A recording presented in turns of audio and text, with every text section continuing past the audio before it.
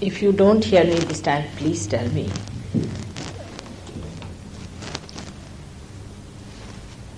I'm sorry for being late for this lecture, but Dr. Warren had time to explain to you about this experience.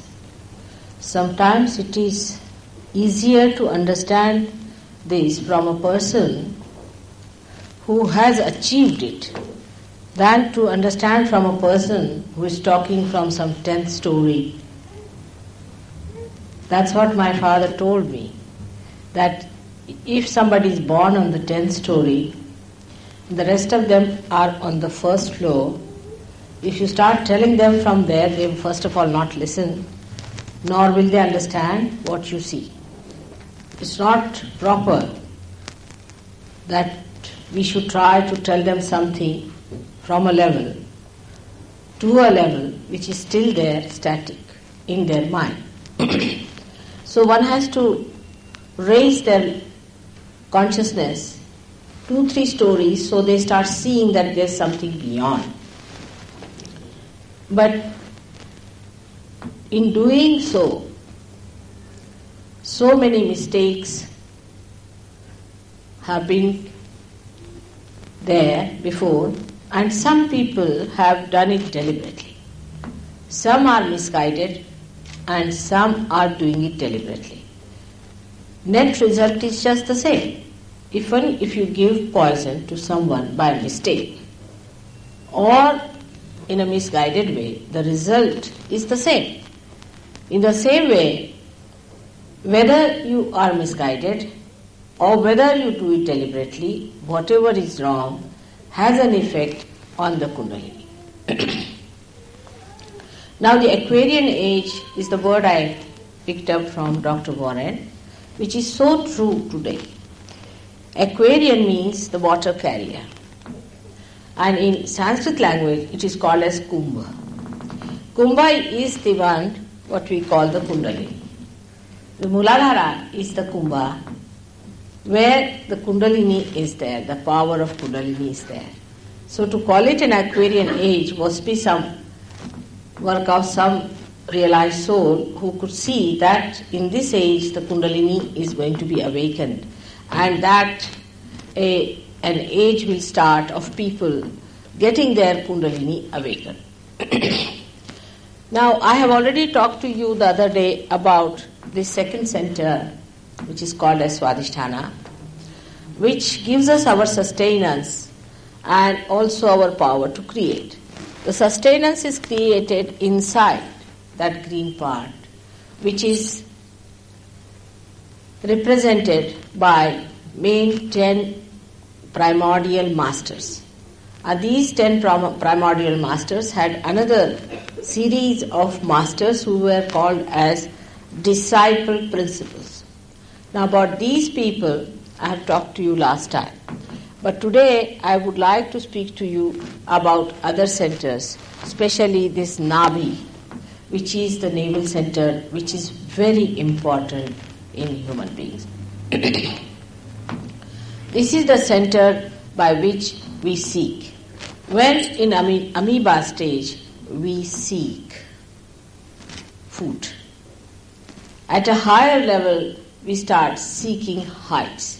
Like when they became mammoth and all these animals, they wanted to have a height, to go over the trees, to be able to master them and to eat the leaves. But they became so much outsized with their height that they had to become smaller animals, like say intelligent animals, and like say cats and things like that, cat family. And this is how the evolution has been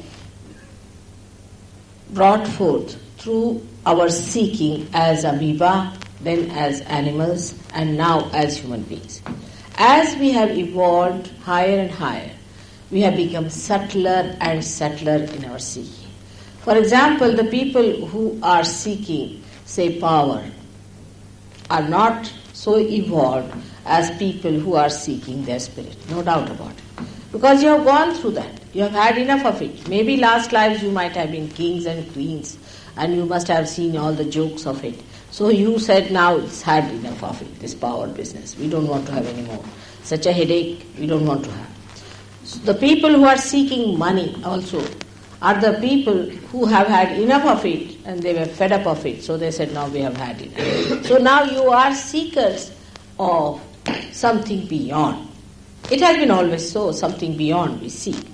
But this seeking beyond is not described to so many people and they are not able to understand what is the beyond. That's why this center is very important of your evolutionary process. Now, first of all, as I have told you, that we have to be in balance. That's one thing we must have, is the balance in life. I mean, in common sense also we can see, supposing there's a car going only on one wheel, how many would like to travel by that? Anything that you do in life has to have a balance. Otherwise, anything, even catching something, holding something, or small things, even riding a bicycle, you know that you have to have a balance. So if the Kundalini has to move, you have to be a balanced personality, a personality with a temperate nature and must have a balanced attitude towards life. That is very important. But in case it is not, you can be sucked into the central path of the Sushumna, in the central path of your evolution. Now the evolution takes place by remaining in the central path. Those who go to the extremes fall out of this. Now the virus that we suffer from very commonly is nothing but a kind of a vegetable which is fallen out of evolution. Now the vegetable that we call as tobacco is going to fall out of complete evolution, and you will be surprised after some years you will not find any tobacco growing anywhere because it will go out of evolution. Thanks to human beings that they misunderstood the role of tobacco. Tobacco is an insecticide. It is to be used for killing the insects and not to kill yourself.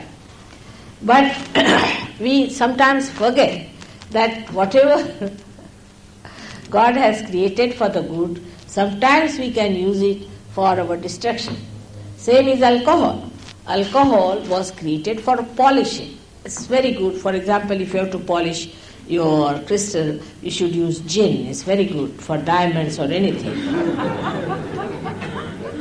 It's just a polish. It's a polish for the for anything. It gives a polish. See, alcohol is a polish and its composition is such that it gives a polish to a thing. Now God wanted you to have polished surfaces and polished things and all the clean look of it, so He gave you this polish. Now you started drinking it. Now what to do? He never asked you to drink. But if you drink that, then it polishes your intestines also. But it has its own nature. It doesn't have any idea of morality. Poor thing. We can't blame the alcohol because it is supposed to polish. Wherever you put it, it polishes. All right. So it polishes your liver also nicely.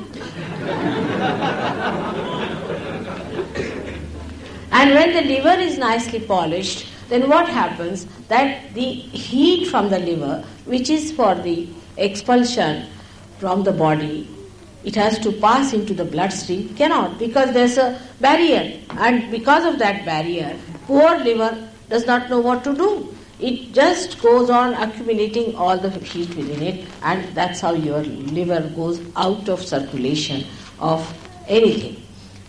You have liver problems and you feel very giddy, nauseating, and liver is the one which really cleanses your attention. Whatever you gather from your attention, it cleanses. So you become horrid.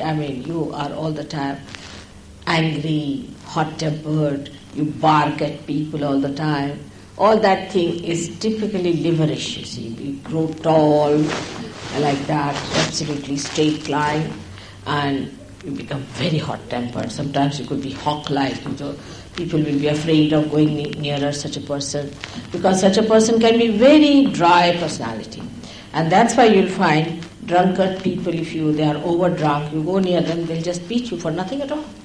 I mean, it sometimes happens that by chance, if you go and ask some drunkard that was the time in the night, you will have it. So, because it spoils your awareness. And in that awareness, a nice man also could be like that. But of course, there could be a case where a person might become better. That is also another thing that can happen when you get possessed by this left side movement, because alcohol reduces your awareness, and you go to the left side, movement to the left side may give you a feeling, oh, I'm very much better now, and sort of you get happy because your ego is subsided and everything is all right, and I'm really morbid now, I cannot hit anyone, and let me have a little bit and sleep off. But next day, there's a hangover, and you feel so horrible with it that you don't know what to do. I mean, it's something. Then again you want to have it in the night because you want to again go to the same realm into the left side. Now this left side realm apparently shows that there is reduction in the weight of the ego, but it does not. It wobbles. What happens that you go to the superego on the left hand side, you see there, and the ego then thinks that it has gone down because the superego increases in size. But when superego increases, the ego is pushed down, and then when you come to your ego condition, then it pushes down. So there's a big wobbling going on, and such people get ultimately very much confused. They might end up in a lunatic asylum. I don't know what they do, but when they are even sane, you can find they lose the grip over life. For example, such people can become very frivolous and cannot feel the joy of life without drinking. It's most amazing that people can't enjoy each other unless and until there's a glass in between. I mean, human beings are so beautiful, and they have the capacity to enjoy each other so much. They are the only ones who are blessed more than anybody else. But if there's a glass all the time in between, then they can just bark at each other. They cannot enjoy each other. The enjoyment should be complete when there's nothing in between. Now, this is what I was telling you, this Nabhi Chakra. This Nabhi Chakra gets ruined also when we take to alcohols or serious things like that, drugs, and even I've seen certain medicines can spoil this. Then you get a problem with other things like digestion, you get constipation, all sorts of things take place by which you develop gas troubles and other troubles and then your heart troubles, and it goes on one after another. I do not say that it's only alcohol that will cause. There are other causes also, but alcohol can never be helpful in giving you good health. Some people have a feeling that if you take alcohol then only you will keep good health. It's a wrong thing. Because health is not only physical health, it's also mental health. People think that physical health is the end of everything. Is absolutely wrong, because we are not only the physical being. We are also the mental being and the emotional being. And when you play too much with your Nabhi Chakra, you have the biggest problem, and that is that you can never be successful in life as far as enjoyment is concerned of your achievements. For example, a person becomes rich, unduly rich he becomes, is a blessing, I should say, of Nabhi Chakra on the right hand side. Right hand side Nabhi Chakra can give you a lot of wealth, a lot of money, and you'll have 10 cars and 15 people attending to you, everything you may have. But it cannot give you the satisfaction of life. You will go on accumulating and end up with a suicide or something like that, and you would not know why you are bent upon committing suicide. That's why in all affluent countries you find people are planning to commit suicide. And the more affluent they are, the worse it is. But the left side gets completely dried. Now the left side is the center of the family life, the Graha Lakshmi, the goddess of the family, the household, you see. A person who runs after money too much forgets his family. He has no time for his family. A husband and wife may meet somewhere on the airport, or may just wave at each other sometimes, you see, crossing each other. Or the children suffer the most. And in that case, the women also then take up with the men. They compete, what's wrong? They start copying men. And in doing so, when they compete with each other, then what happens? That this family life gets disturbed. The woman of the household is dissatisfied, her ego is not satisfied. In olden times, the man used to go in the jungle and get all the wood cut, bring it home, and give it to the wife, and wife used to cook. There was no problem because there was barter system. He could see her working in the household. Now the husband earns the money and the woman spends. I mean, that also requires some work, isn't it, to spend the money. But to man, it looks like that I'm the earning member and she's the spender. So she says, all right, I will also earn. But in this, too much of competition like this between the two, what happens? The family suffers, the children suffer. And such a person will have problem with the wife will have problem with the husband. And you can always feel that center on this finger. If that finger is catching, that means there's something wrong with your family relationship, that you have to adjust yourself and he has to adjust. It's an important thing. Because you are like the flowers which have to produce a fruit. That's what nature wants. Nature wants that you are there to produce the fruit, that is your children. That's why you are men and women. That's the basics.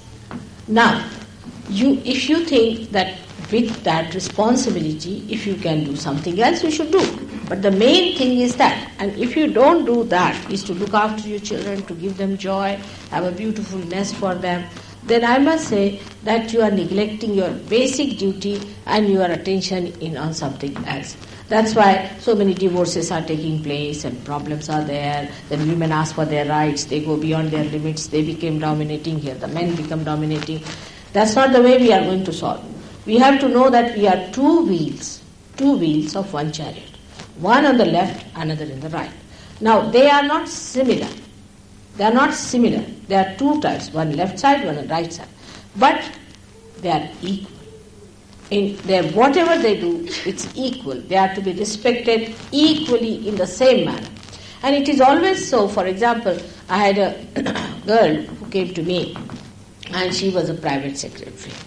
And she told me, Mother, you say this, but I have seen that all these men come and flirt with their private secretaries. So I said, all right, maybe so. But what does that matter? You see, that shows that something wrong with the man. He doesn't understand. He's off his head. He cannot enjoy his wife and he's running after other things. It's like having something in your house and you're looking at other things, you see. Like in India, if you go to somebody comes to your house, be careful about your things. But in England, I tell them, if somebody comes to your house, be careful about your wife. See, it's just a little difference between, but the second one is a dangerous thing because fundamentally, the wife is the fundamental thing because you do not know what she will do, how she will react, and you do not know how the guest, because that is regarded as their freedom. But if you take away something from somebody's house, that's not freedom, because we can take away anything from somebody's house. Why should anybody arrest us? Because there is a free will for you to do what you like, is allowed to do what you like, but in that free will you are harming so many people and ultimately your society. Now these two wheels, as I said, are very important to God. Because so many great people want to take birth on this earth. So many great souls want to take birth on this earth. And if we behave in such a manner that all the time this chariot is this way going up or that way going up, I can tell you no child would be willing to be born in this place who are great people. Only the people who are of the worst type will be born. There will be hooligans, there will be horrible people with a horrid nature, and they'll spoil the whole atmosphere of the countries where husband and wife do not have good relationship. The children will be such hooligans and such horrible things that will be surprised that at the age of 8 years and 5 years they'll be committing murders and doing all kinds of such things that you'll be shocked. Now between you and me, because you are also husbands and wife, and one thing it should be there, that we should not quarrel before our children. We should have all decency of husband and wife. There are so many things we do not do in the presence of our children. In the same way, we need not sit down and quarrel and say, I hate you and I hate you. I tell you, this is something you have to change a little bit in our language. In India, if somebody says, I hate you, it's regarded, that man regarded as the most unmannerly person. I mean, it's very bad manners to say, I hate you. How? I mean, it shows that you are a very low type of a person to say like that. But I hate you, so what? If you hate, so what? You are not God. If you hate me, what does it matter? Actually, if somebody hates someone, so what? That shows that person is not a good person, just to hate someone. I hate you is a way of expressing something that is, I feel, is very wrong for the family system. It shocks children. Children look upon you as ideals. When they are born, you should see them.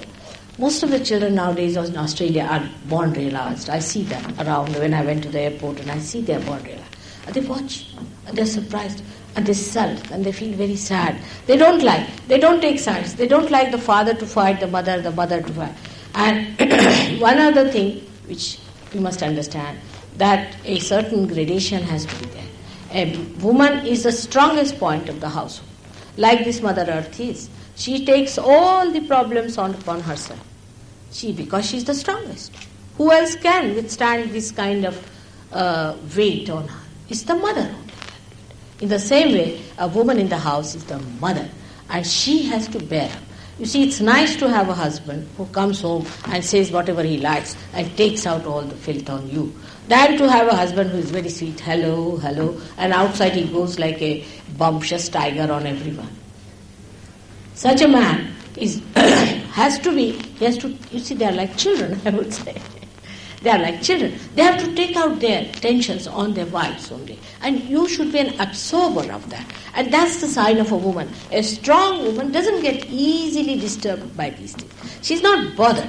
She says, all right, you little baby, come along. Now I have had 4 babies. Now this is the 5th one, which is the smallest has come. Let him shout and scream. Even with the children, you have to be patient. They'll hit you. They'll do anything. I would say that way in India, children are treated very kindly and there are special things. They will do what they like when they are children.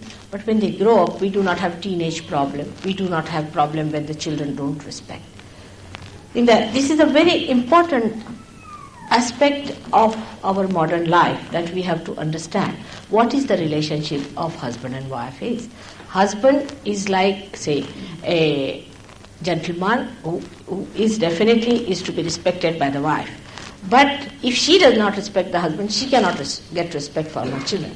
But the husband has to be a respectable man. That's very important.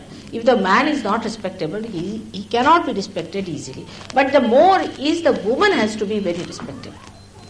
If she doesn't give her respect, you can handle any kind of man if you are clever enough. Drunkards, all sorts, they come down. Because after all, they are human beings. They are not bad people. But because of mishandling, they just get out. And the domination of men is just a myth. See, they cannot dominate. They are incapable of domination. They just do it because they want to feel that they are superior. That's all. But they cannot dominate. Whatever domination, what is their domination? It's little things here and there. Just like children. That's what it is. If women understand their maturity and their responsibility as women, because they are the Shakti, they are the power of the family, and they are the potent Shakti for the husband as well as for the children.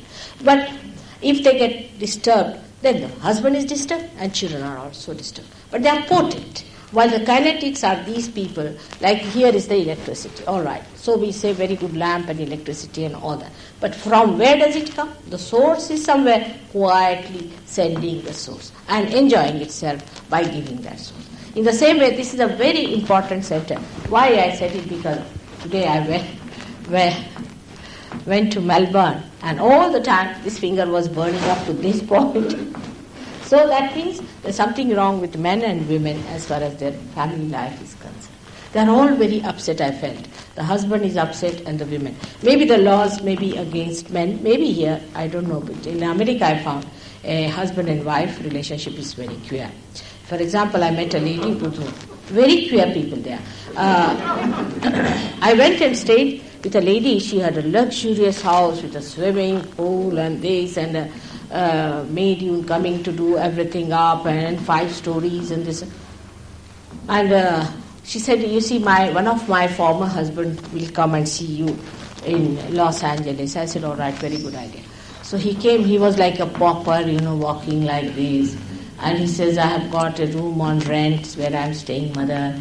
It's very difficult. I have to share it with someone. I said, what? That lady who was there, she has a very big house. She's supposed to be your wife. He said, that's mine. I tell you, I lost it to her in a case. I said, how could you lose that in a case? Because she asked for a divorce and because she found guilty out of me something. So she got it. And she married 3 husbands. All the 3 husbands are moving like paupers, and this lady is very rich. If you marry 7 husbands are finished forever, but the lady is so rich 7 times more than any one of them. So this is kind of a law I don't understand. First of all, why there should be a law I don't understand between husband and wife. I just don't understand. I mean, we don't have such laws in India, but everybody cares for the wife. Because she is the nearest and the dearest person they have. Who else to depend? If the woman is dedicated and devoted to husband, do you think he'll run after any other woman? He has to come back to her. He'll be so fed up with these women who just live for money or anything, and he has to come back. So, you see, one has to take a very wise decision. Because you must understand you are born at a juncture. Whether on which you will be destroyed completely or you will be saved completely. It's a very important thing. You have to save humanity. You are born at a time when you have to save humanity. It's not only Kundalini awakening that will help because you might be saved, but you have to save the whole society, the whole family, the whole universe or the whole creation will have no meaning if you people are destroyed. Now, this is one of the way of destruction. By destroying the family, the children become mad, the husband becomes mad. They all end up in orphanages. That's what I've seen. They are mostly in orphanages in their old age. There's nobody to bother about. So it's a question of giving and giving and giving. Now this Graha Lakshmi's center is on the left hand side, and the another is Raja Lakshmi center is on the right hand side. Now this center gives us the power to rule over people, and we become in extremes, you see, we can become very arrogant and we can become very, very sort of authoritative, and we might sort of end up with a funeral with 10,000 people behind us, all bought from market and put there behind you without any feelings. That's all, finished. With such a man finished, they say, oh, thank God he died. He was a horrible terror for us. So, that kind of a life can come with Raja Lakshmi. But in the center is the Lakshmi. Lakshmi is the goddess, is the power within us by which we balance, lead a very balanced life, by which we are satisfied. Now they have made a beautiful picture of this Lakshmi. Also one should understand this power is a lady, is a mother, and she stands on a lotus. Now these are all symbols which suggest that these symbols are carved out with such deep significance. She stands on a lotus. Means imagine who can stand on a lotus. And she's a very healthy woman, and she stands on a lotus. It means that she is never putting pressure on anyone. A rich man comes in, he must honk his car loudly because he's rich, so he thinks he must honk it higher.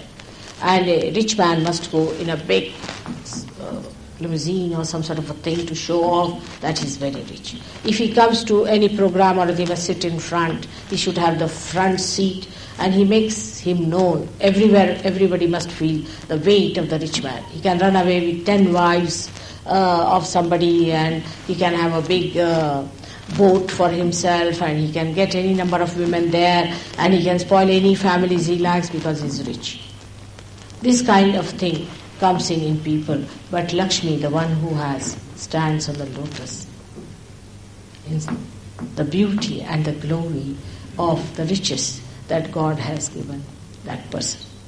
Then, it has got two red pink flowers in the hand that are lotus flowers again.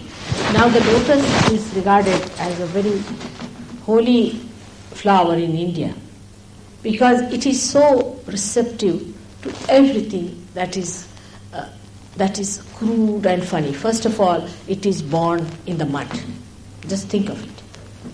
In the mud, in the filth, where the horrible smell is coming out, the lotus is born.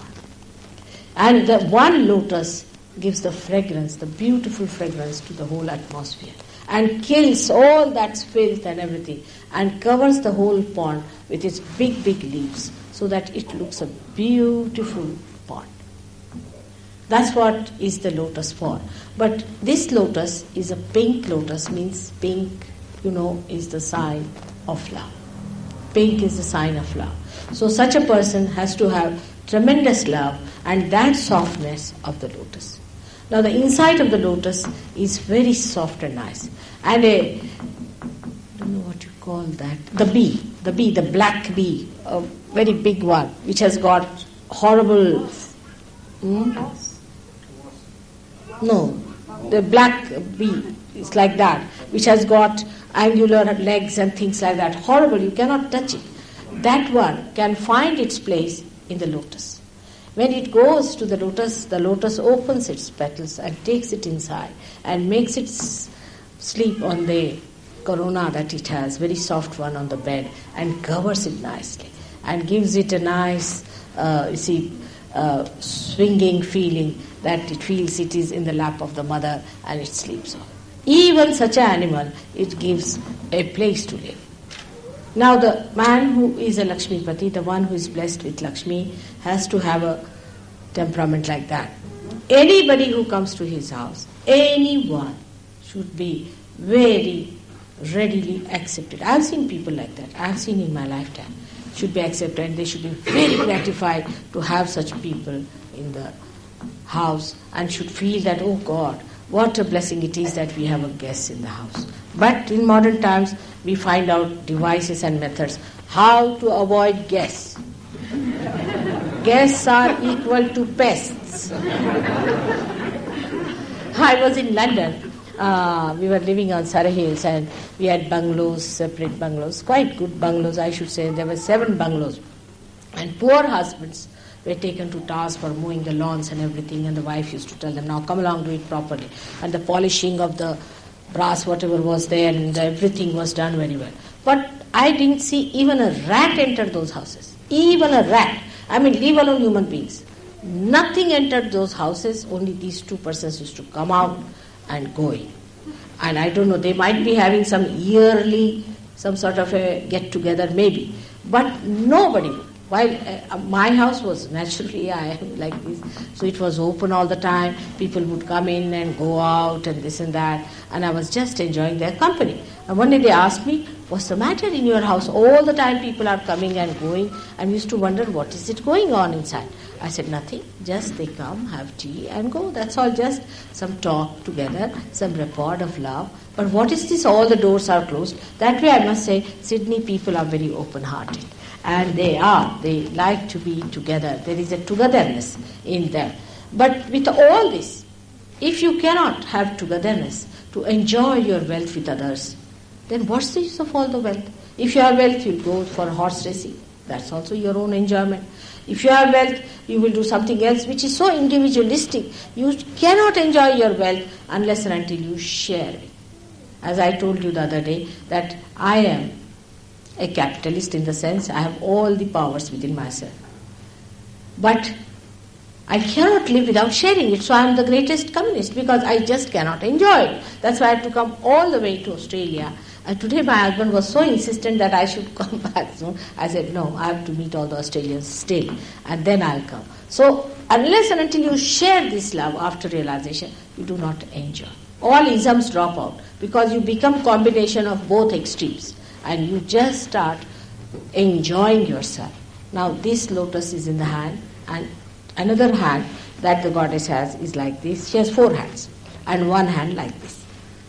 Now this hand that is like this means with this we must give. We must give. We must be generous. Miserly people cannot be the blessed ones. They cannot. Miserly rich is the horridest thing that you could think of. I mean, if you see a miserly person, I don't know, I get a headache with a man like that. You see, who goes on counting each and every pie and measuring everything. You see miserly, horrible things. And ultimately when they die, their children take out all their money and just spend it over. Miserly people have another way of getting their money looted. For example, a thief might come in. If not thief, then their children will become very wayward, or something will happen. They will get sick and they'll have hand broken and feet broken or something, and they will have to spend money. So the miserly people are such a nuisance to the society. They give nothing to the society. They are there for themselves, and they are just malignant personalities. The people who gave, not, of course, I don't believe in giving into somebody freely, because that also can spoil people. If you give something to someone very freely, they can be completely spoiled and they would not know how to use that money. This is the trouble with human beings, is that they cannot bear anything. If you give them money, either they become miserly or they become wayward. If you give them power, either they become dictatorial or they become destroyers. You cannot give anything to human beings without realization. Anything they get extreme, they become mad. That's one word can explain it. Now, Krishna has said, Yoga Kshema Mahamya. He has said, I give you yoga, that is union with God, self-realization, and then I look after your Kshema. And Kshema means your well-being. This well-being is brought forth with this Lakshmi, with one hand that is giving. The another is the protection. This hand which gives the other hand should not do. It should be so done so graciously. Today only I was telling the story to some people about my own father, who was a very generous man I've ever known. And he had a habit on a Sunday afternoon. He used to go, he used to call all the people and say that I have to give away lots of things. I have too many things in the house. He would take out all the blankets, sometimes all the utensils, and sometimes food, anything that he felt like he used to give away. So people would come and he would pass on, and his head was bent like that. And some people told him, what's the use? Some people are taking 3 blankets, some are taking 2 blankets. You don't even see what's happening. You are just giving away. Please at least raise your head. So he said, the problem is like this. Because I don't give, it's God who is giving. I'm just standing in between. And they all are saying that you are giving, thank you, thank you. So I feel very shy, first of all. And secondly, it is the lookout of God who is giving these things to see whether one gets 2 or 1. Why should I bother? I'm just standing in between. I'm not supposed to see who takes 2 or 1. Such generosity I have seen in my own lifetime. And I have seen the more generous years, the more generosity fluent our house. That like if you open this door from the other side, it starts flowing. But some people have 60 shirts, but still they'll go to the market and buy shirts. And they'll say, I have a weakness for shirts. No, I don't understand this weakness of heaping up shirts after shirts. It is ridiculous, isn't it? Some of these things really are ridiculous. That I have a weakness for shoes. Now you go and see the shoes are from top to bottom, you can open a shoe shop. It's like that. What's the use of getting so many shoes? Because your foot has got the same size for years now. It's not going to change, even after realization. So there is no need to, if your shoes give way is all right. But I too have the same problem. That my disciples know that they should give me a shoe. I don't know why. They give me a shoe. All the time I go there, they give me chappal or a shoe or something. I said, now too many, now what to do? They said, Mother, return it to us, we'll keep it for vibrations. I said, that's a good idea, because I have no place to keep all these shoes. I'm not a cobbler. I cannot do anything with it. So it is useless. Best thing is to give flowers so that I can again send them back to some ocean or to some river. So even in there, when we go on accumulating, and I must have this, you go to the shop, the people are like this watching. What is there to watch? You see, whatever you want to buy, you go in the shop, see what you like, you have it. But sort of, I must have this, I must have that. I have known a person who had 10 ironing boards and 20 iron. in his house. All locked up. I said, for whom? So she said, maybe my children. I said, you have only one child. God has been very miserly about you. You have only one child. And now what are you going to do with this? You better throw them away. And with the electrical, appliances, they go off and all that. But she would not. She could not. She used to show everyone, see, now I've got it. Not antiques only, they're all modern stuff, you see. And this is how the things go on accumulating, which has no value aesthetically or in any way. Actually, you should buy something only to give it to someone. That's the best way of enjoying it to the maximum, you see. And anybody likes it, they have it. You see, that's the best way. It's a great thing. I tell you, it's rather difficult for you people to understand, but I'm one of them who does that very often. And my children and my husband are rather worried, God knows next time what she'll give away. But you'll be amazed, I have so many things despite all this. The whole time I'm thinking what to give to whom. Still, it's so many things in the house now that we have to take a bigger house. I don't know what to do with so many things. And I try to thrust things on the people, Baba, you take this, you have liked it. But they say, no, how can you give me? But really, that gives me such a pleasure. And one must learn how to do it. But I have seen human beings are different. For themselves, they'll buy diamonds, and for others, they'll buy artificial things. It's very common, They're wearing diamonds, and when it is come to giving to others, they'll give artificial. At least don't wear at that time the diamond. At least that much decency should be there. So, you see, when it comes to giving with your full heart, you just feel that love of giving. And you feel so happy, because you feel so big about yourself. Like an ocean that's giving so much of clouds, and again it is receiving these rivers into it, and again making it into clouds. A sort of a circle of beautiful conversion into beauty after beauty starts. It's so beautiful. And that's what we should try to become, a part of that circle, which is so beautiful and which is so joy-giving to yourself also. And this is what it is. And this hand is for ashraya, means for the protection. You must protect the people who are your subordinates, who are dependent on you, your children. Like, it's a very common thing to insult your children from their childhood. Why did you spoil that carpet? Why did you do that? You should not have said this. Why did you? This is a very wrong thing of disciplining. Best discipline is to put dignity into children. You see, a good home in India, we say, is known by the way children are addressed in the family. Like in a good family, we address the children like sir, little bit like that. Means sir. We never address the children with indignity, and we put them on a dignified level. And it's a very nice thing. I'll tell you about my own granddaughter, that somebody was telling her one day that there's this boy, and why don't you marry him? He said, why do you want to talk about marriage? I'm not yet grown at all to think about marriage. And we have to be dignified about things. How can we think of marriage when we are not to think? And my grandmother will marry me, and I want to live a dignified person. A little girl of 7 years said this to this woman, who was very sort of pseudo-intellectual type, and she tried to tease my granddaughter. She said, this is not dignified. Just think of that. At the age of 7 years, they have their sense of dignity. If you tell them, you see, you need not tell them don't spoil the carpet, but give them dignity. They will never spoil it. You will be surprised. Because we all the time cut them short, they become so bad. They think we are good for nothing. We don't know what to do. All the time they are telling us like this. Or even if you have to tell them, tell about somebody else. Like that boy, he was absolutely useless. He didn't know what to do. He spoiled the whole carpet. I went to his house and slept down. The child immediately gets the thing.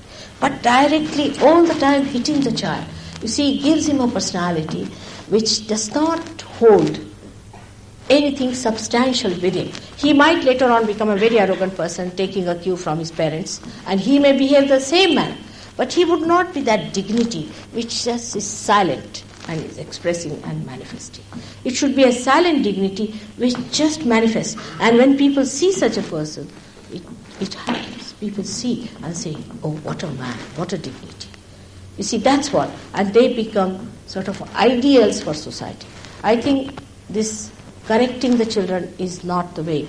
It is not disciplining, but it is making them grow. What we have to give to our children is the joy, is the happiness of the family, is the complete security, a sense of complete security. And you will see you will never have teenage problem. Never have teenage problem. You'll be surprised. You put them anywhere. They'll be so dignified and so mature that people will be amazed. You won't have to tell them. Even small little children I've seen. If you keep your house very clean and also always look after it, children themselves will keep it clean. They would like to. Because children are really the budding beauties. When we cut them at the root. They expect so much from us, you see. They lose all their dignity. And I tell you, you try this with your children. Give them dignity. You will be amazed how they behave. We say they are spoiled. I've never seen children being spoiled when they are dignified. Like my own grandson is a realized soul, a very big person, and all his friends are above 25 years. See, he's just a 5 or 6 year old boy. And he doesn't like to wear any dress which has got funny faces and all that. He says, this is like a clown. I'm not a clown. I don't want to wear. I found it very difficult in Singapore to buy a pant for him which didn't have any funny faces, because all of them had Mickey Mouse, this, that. And I've seen my grandchildren also, daughters, that these dolls with this ducky, the duck sort of a face, you see. They said, what's wrong with these dolls?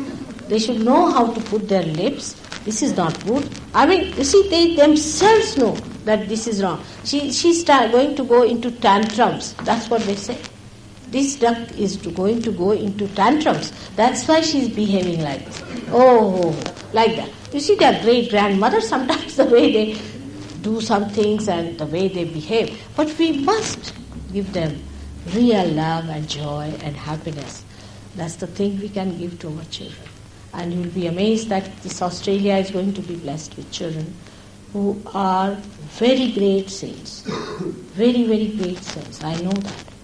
And you have to look after them with dignity. Very great saints are going to be born in this country. So I have to request to you that forget your problems. Husband-wife problem is nothing. Look after your children. Give them dignity. Give them a nest where they could live. Forget, because I have seen, in England I have seen, even an 8-year-old woman behaves like a bride. I mean, she doesn't get over her feeling that she was a bride. Like one of the great expectations, you must have read, of Charles Dickens, where there was a bride who was sitting all the time thinking she was a bride. I see that picture even today. All the time they are in bridal mood. See, you are a mother, and you have to treat your children with that dignity and with that love that a mother should give. It is very difficult for some people to accept the position of a mother. They think, why women should be the mothers? I said, this is the greatest thing. Look at me. Look at me.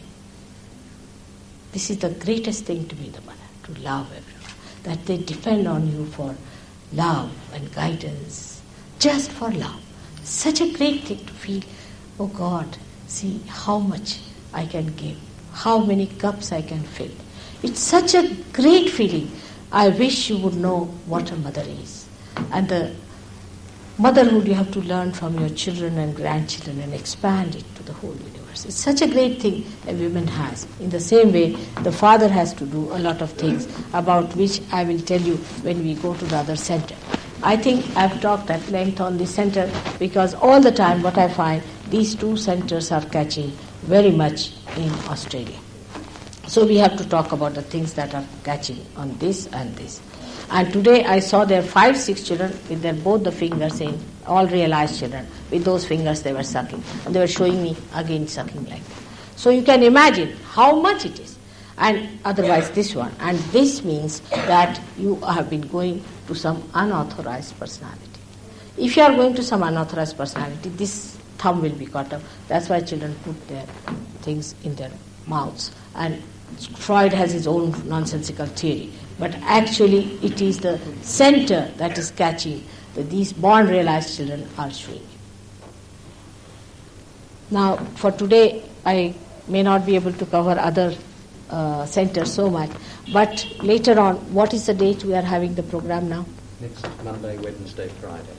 Next Monday, Wednesday, Friday. 3 days are there, out of which I will cover all these centers, and especially that of Christ I would like to speak. Because I met some people. When I went to America, I was telling the people there that you are to be born again. You have to be born again and you must have your realization. So what I found, whatever lecture I gave, they were big, much bigger than these. You see, they had brought to tape all my speeches.